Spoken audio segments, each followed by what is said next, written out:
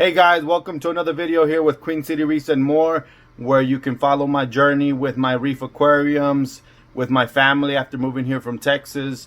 I'd really appreciate it if you comment, if you like, if you subscribe. It means a lot to me if you do, and I'll keep making more videos if so. Thank you guys. I hope you enjoy this one. I purchased this 40-gallon breeder during the time of dollar gallon, except for the 40-gallon breeders were not dollar gallon. It was more $50 for the 40-gallon, but beats the $99.99 that they had originally on it. Of course, I needed a stand. Decided to buy the metal one that you can order with it from Petco.com as well. And I figured I wanted to do a video on it because I see a lot of reviews on there, very mixed reviews. They weren't really great reviews, and I think for the $60 that they're charging for this stand, and it's free shipping, I don't see that you can find a better deal for a little bit over $60. I've seen where some have added a piece of wood here and painted it to be like a little shelf area. I'm not sure if that's what I'm gonna do, because eventually after I use this tank as a QT for fish, I might switch the 30-gallon or the 29-gallon that I have for QTing corals over to this one and maybe drill it and convert it into, you know, reef ready type of tank with a sump at the bottom. Not 100% sure which direction I want to go yet, but for now it is for fish that I'm QTing. And I figured I'd just show a quick video of what it looks like. I don't think there's an easier build out here, so pretty much it's this top piece, these two rails, and then this and this side piece. From there you get 16 of these washers and bolts, 2 on each side, 2 on the bottom side of each side, and the same on the other side, and you just screw them in with the provided wrench. I don't think it can get any easier than that. Now, I know you probably saw some gaps. That's because I'm not done actually screwing it in. I just figured, you know, I had started and I was like, damn, why am I not recording? Came in this box through UPS, free shipping again. I just don't think you can beat the price. I might convert a bunch of my other tanks that I have over there to 40-gallon breeders. I love the dimension. And probably use these stands to go with them once I get rid of the other ones. So I've turned it around. As you can see, it even has where you actually can put these leveling feet, so you can make sure to have your tank very leveled. If I have to say something bad about it, it's that when you look close, you can tell that it wasn't treated right while packing, or you see all these scratches, you know, in a lot of these areas. I try to put it more on the inside, but here's a good example. That's really my only complaint as of right now. Once I mount it on the tank, we'll see what it feels like, and maybe I'll have other things to say about it. So as always, I'm a little late on recording to start the process, but an update that I have for today is I finally moved off the 40-gallon breeder off the floor, and I've set it up.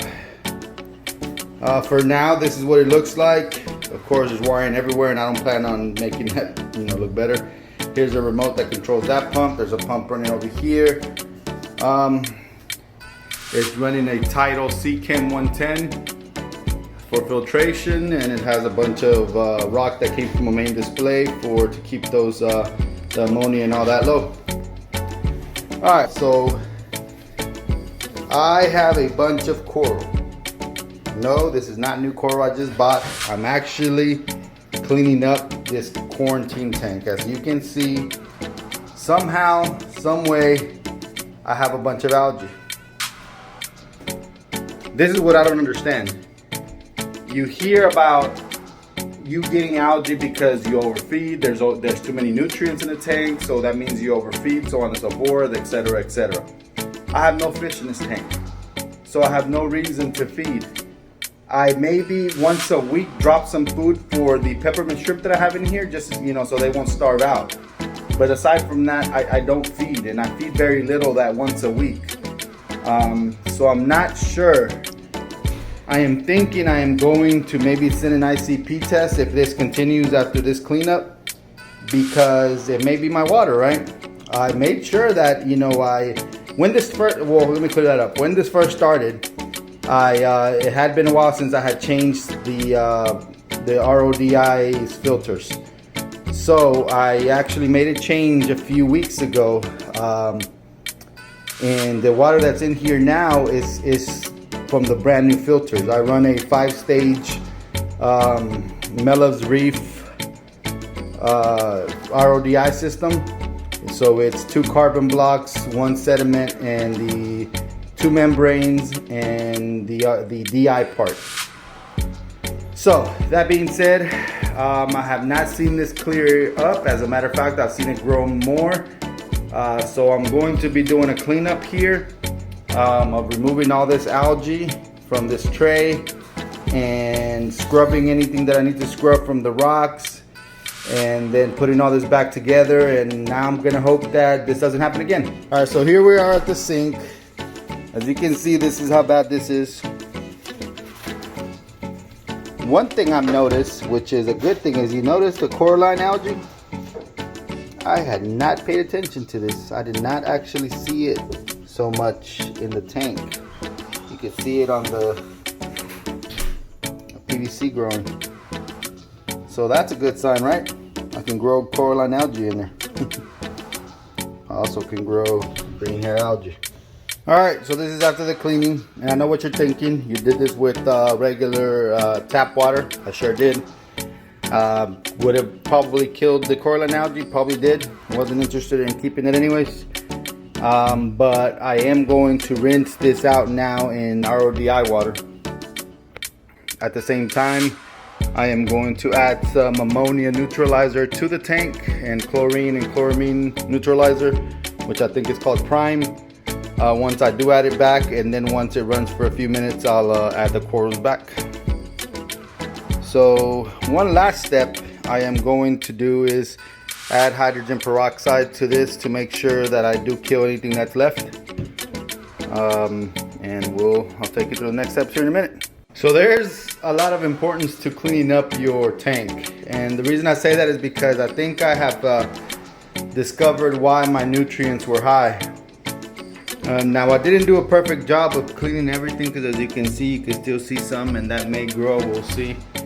But after, if you notice, I had a lot of bio balls on the bottom from the Marine Pure plus my rock, and a lot of it had under it had a bunch of detritus, a bunch of crud all over. So I vacuumed it all out, and I'm going to pinpoint the issues I've been having to that, and go from there.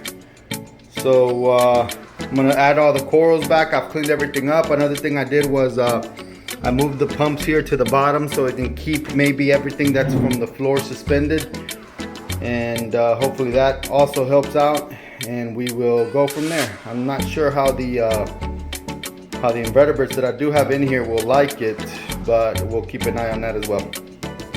And this, ladies and gentlemen, is what this looks like after cleanup. Why? Is there a rhyme or reason why I have everything like this? I mean, I try to keep the hammers over there,